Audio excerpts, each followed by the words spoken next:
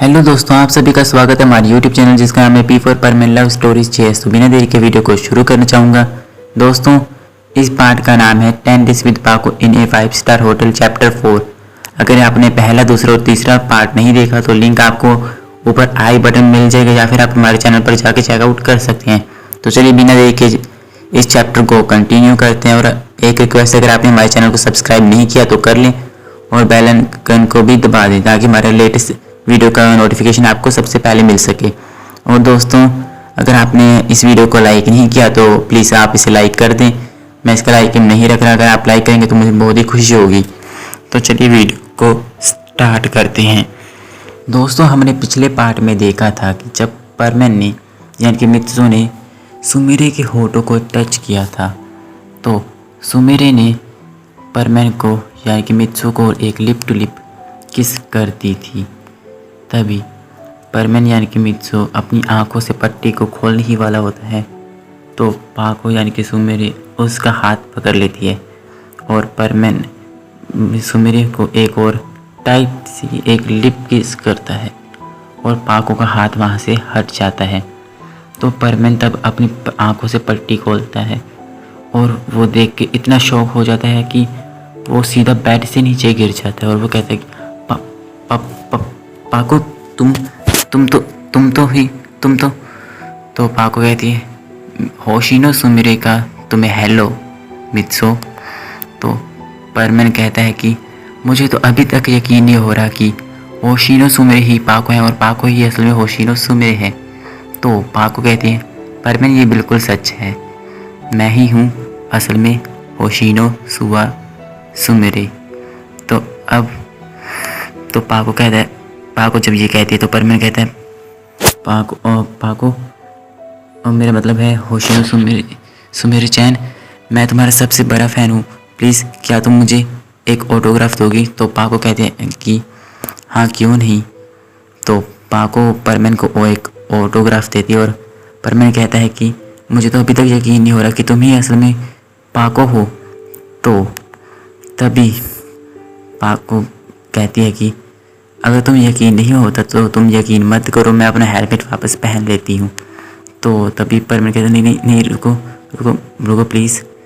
तो वो कहता है कि पाको यानी कि ये सारी प्लानिंग तुमने मेरे साथ यहाँ पे आने के लिए की थी।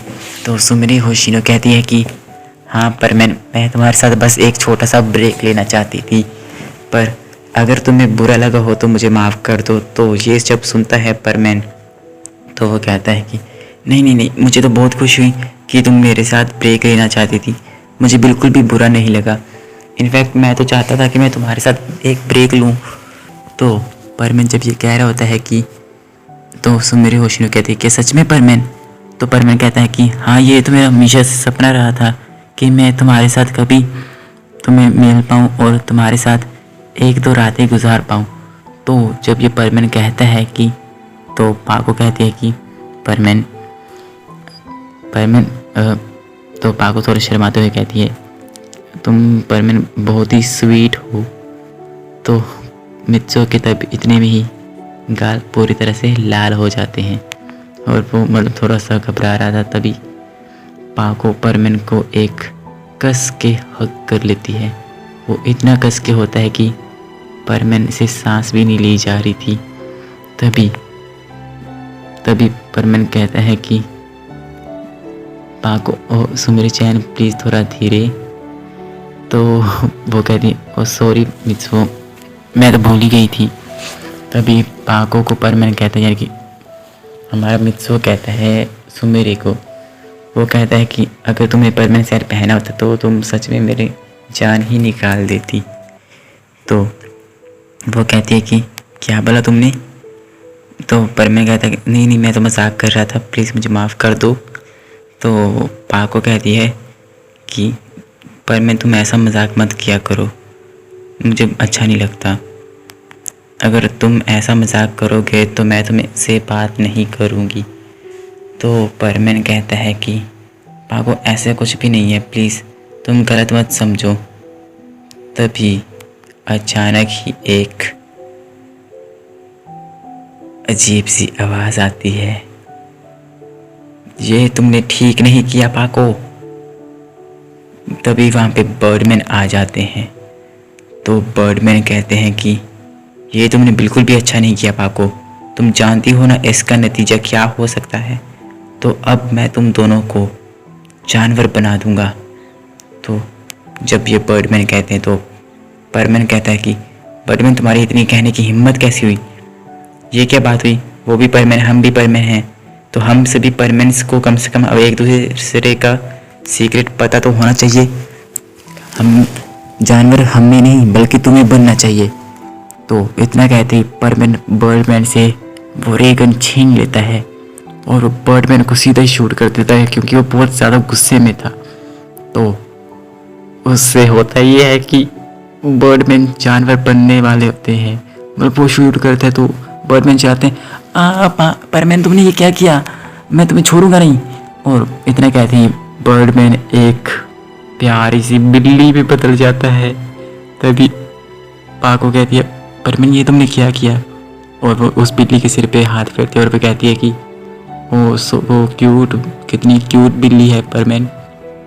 परमैन बस बहुत हो गया, बर्डमैन को ठीक करो। तो परमैन कहता है कि मुझे ये चलानी नहीं आती, मैंने तो ऐसे ही शूट कर दिया था। तो पाको कहती है हाँ ये तुमने क्या किया, तुम जानते हो ना परमैन इसका नतीजा क्या हो सकता है। अगर बर्डमैन कभी ठीक हो गए तो वो हमें छोड़ेंगे नहीं।